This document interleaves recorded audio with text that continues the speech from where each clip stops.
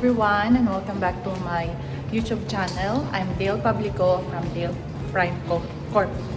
And today, Saturday, pupunta tayo sa isa sa mga unit na hindi siya for Airbnb, pero nirenovate ni owner.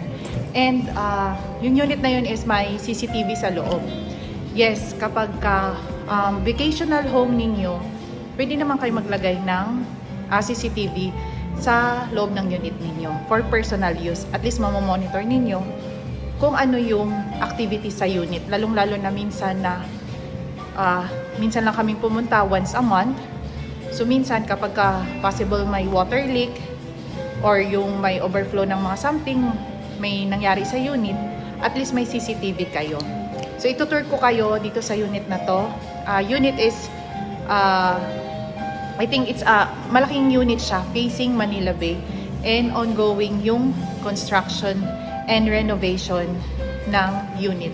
So si owner ang nag-facilitate, si owner ang naghanap ng contractor niya. And ako lang yung nag-facilitate.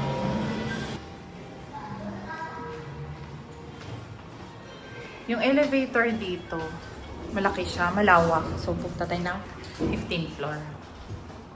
So, ang amenities nasa second floor, ongoing pa rin yung gawa nila. So, may turnover ako before. So, yung pag dito sa tower 3 and 4, hindi pa siya functional. So, kung gusto nyo mag-swimming, pupunta kayo sa tower 1 and 2 na building sa kabila. So, for renovation, nakalagay na ganito. Okay, I'm here now. Yan. So, I'm going. So, today is Saturday, and ito yung sabi ko sa inyo na may CCTV si owner. Yan. So, malalaman niya na andito ako. I-on muna natin ilaw.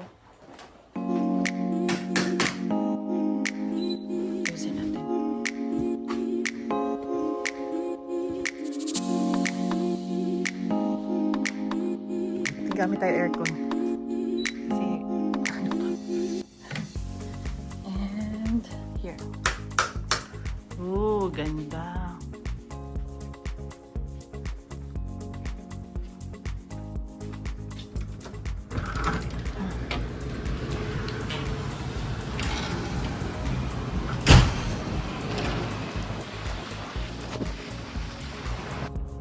And sa vlog na to, i-discuss ko kung paano ninyo mamomonitor ang unit ninyo, lalong-lalo na sa mga OFW. Yun.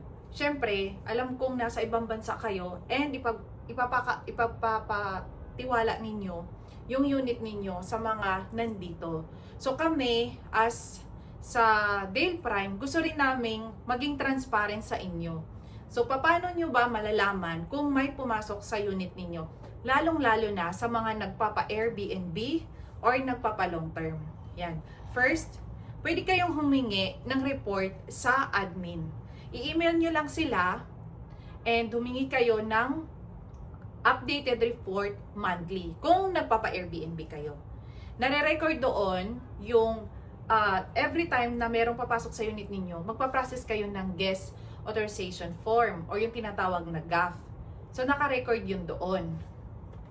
Second, makikita ninyo yung water kapag maraming gumamit sa unit ninyo, tataas siya. So makikita ninyo yon sa statement of account ninyo. Obserbahan din ninyo, aralin ninyo kapag konti or marami, ano yung difference sa dalawa.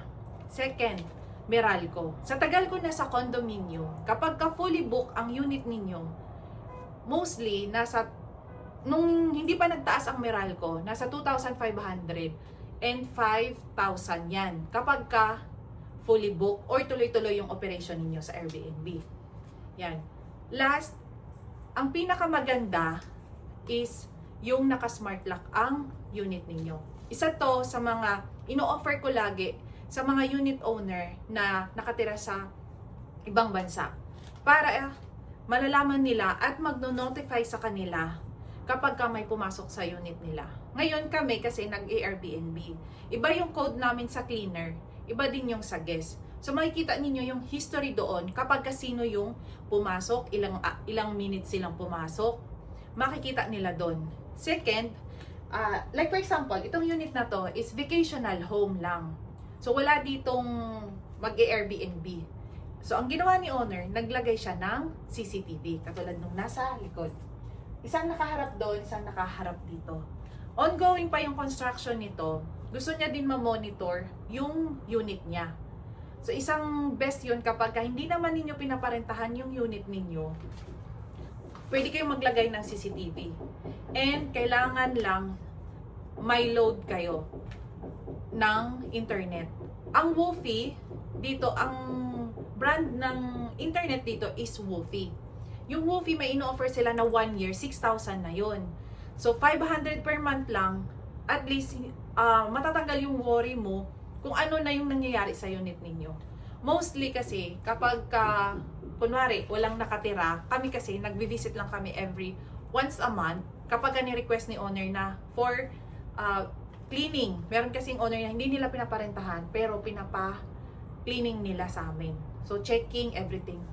Minsan, nagkaroon ng parang leak sa ibang unit, pumasok.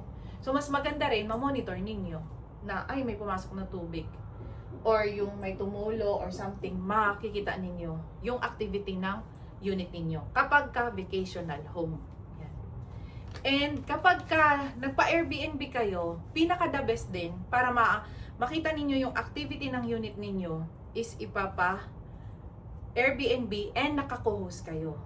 Yun, isa din yun sa ginagawa namin. Kino-co-host namin lahat ng unit owner namin para makita nila yung activity. Minsan, kailangan mo siyang galawin din yung mga price.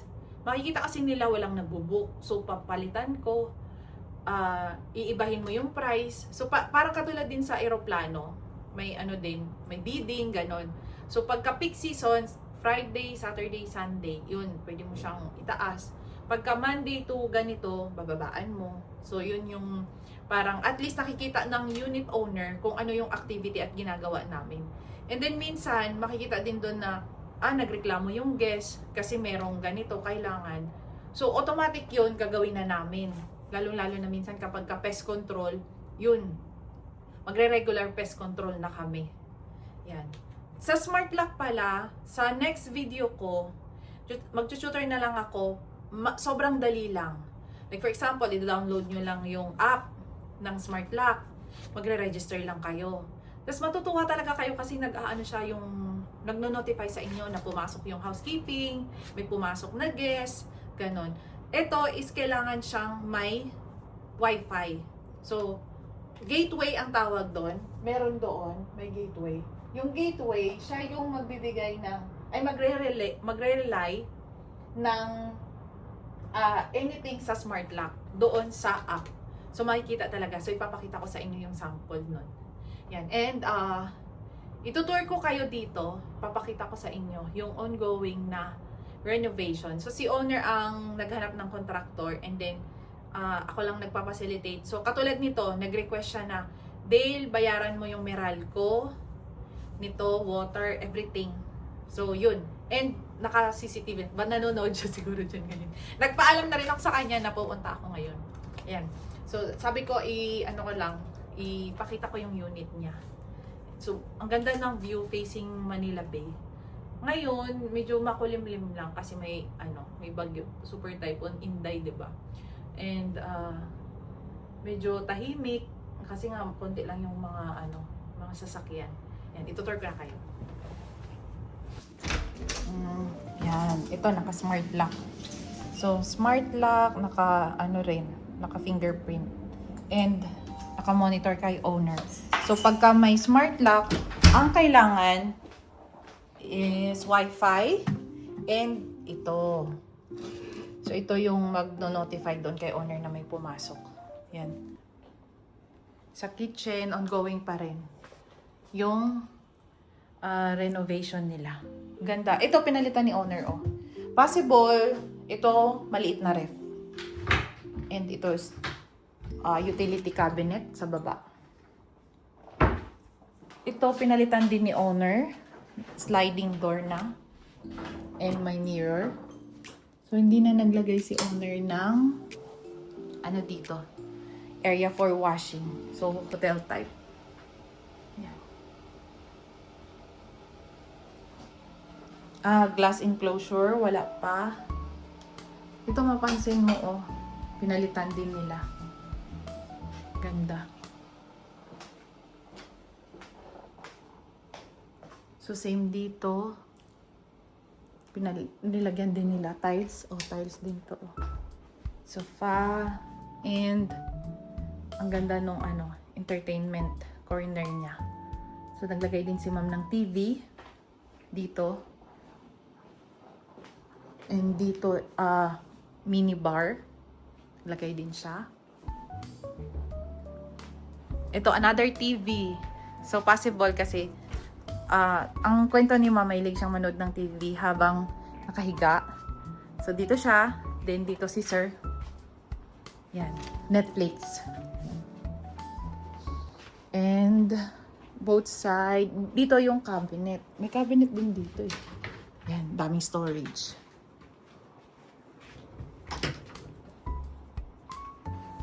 Tapos, side table dun. Side table, hindi. Ang tawag dito? Vanity. Dito. Yan. And, balcony. Diba? Ang ganda ng view. Globe. Ito yung globe. Dito sa unit. And kung may mga tanong kayo, just comment lang po. Kung ano yung mga tanong ninyo and possible sagutin ko. Pero sa ngayon, yun po yung isa sa mga magandang paraan para ma-monitor ninyo yung activity ng unit ninyo. First is, i-email ninyo yung admin. Second, sa water, makikita ninyo na nag-iiba. So, ibig sabihin may gumagamit ng unit. Meralco, tumataas din yung bill ninyo. Sa Meralco, pwede ninyo siyang i-enroll online. So, i-request nyo lang, like for example, magre-register lang din kayo doon. So, every time, magsisend sila sa email ninyo kung magkano na yung Meralco ninyo. Mas maganda na kahit pa paano may access kayo sa unit ninyo para alam niyo yung activity. Kasi sa tagal ko na, minsan, pandemic before, hindi nagpuputol ang Meralco. So, ang nangyari, lumobo yung bill niya. Walang tao sa unit, pero naka-on pala yung aircon, everything. Umabot yun ng 60,000. Yun ang isa sa mga, at least ma-monitor lang yun. Hindi masakit sa bulsang magbayad. Dahil, syempre, uy, tumataas. So, nakikita ninyo, ini-email lang yun. So, marireview ninyo. Yun. And, kapag ka naputulan kayo ng Meralco, mas hassle. Lalong-lalo na kapag ka nasa ibang bansa kayo. So, ang gagawin nun, pupunta ng Meralco, may mga requirements. Nagpa-process din kami nun. So, if ever na gusto ninyong i-avail yung service namin, kami din. So, yung company namin, na talaga siya? Parang overall na. Lahat. Pero ang gusto ko lang din, namomonitor ninyo yung activity ng unit ninyo. So, transparent kami sa inyo, nalalaman ninyo lahat.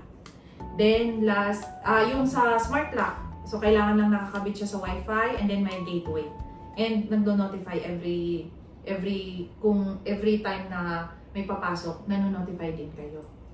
And kapag ka nagpapa-Airbnb, co-hosting din po. Madali lang yun, i-download lang yung Airbnb, magre-register lang, pwede kayong magpatulong sa mga Gen Z, sa mga anak ninyo, kung paano siya i-set up. Tapos i-set lang sa caretaker or dun sa SPA yung email ninyo. So makikita na ninyo yung activity, everything. May papasok na guest, late siya papasok, ganon. Or early pala siyang pumasok, ganon. So yun lang yung maganda kapag kahit pa paano may access kayo sa unit ninyo. And sa side din namin, komportable din kami na transparent and nakikita ninyo lahat ng mga activity. Ayaw ko lang din po yung naka-question ako minsan na sasabihin na, may ang daming booking, ganito, ganyan. So, mas maganda, namomonitor din talaga ninyo kung ano yung nangyayari sa unit ninyo. And kung kailangan siya ng maintenance, lalong-lalo na yung aircon, minsan pag tumutulo, magre-reklamo yung guest. Kung ginagawa namin, preventive na. After 2 to 3 months, nililinis na yan namin. Kaya, wala nang minsan tulo or minsan hindi siya nagkakaproblema talaga. Grease trap cleaning, 2 to 3 months, ganun. And then, pest control, tuloy-tuloy din yung pest control namin. Lalong-lalo na pag alam namin yung unit na yun is prone talaga siya sa apis. Pero pagka mga unit na ganito na bago lahat, hindi siya maipis eh. Pero yung pagka ang materialis na ginamit lang is yung parang attractive sa ipis, yun, kailangan talaga pest control lagi. And sa mga unit owner na gustong mag-avail ng service namin, pwede niyo akong kontakin sa number ko, 0927-434-7488. Yun. And by August, functioning na yung website ko. And pwede na kayo doon mag-check lahat. Mag-update ako lagi doon ng mga about sa mga, kasi may corner doon ng updates. So maglalagay. And ongoing pa rin yung tenant portal, unit owner portal, and agent portal. Then maglalagay na rin kami doon ng unit for rent and for sale. Pwede ninyong i-check by August. Ayan. Thank you! Happy Sunday! Happy Saturday! And tomorrow, Sunday. Bye-bye! So, every Sunday is family day.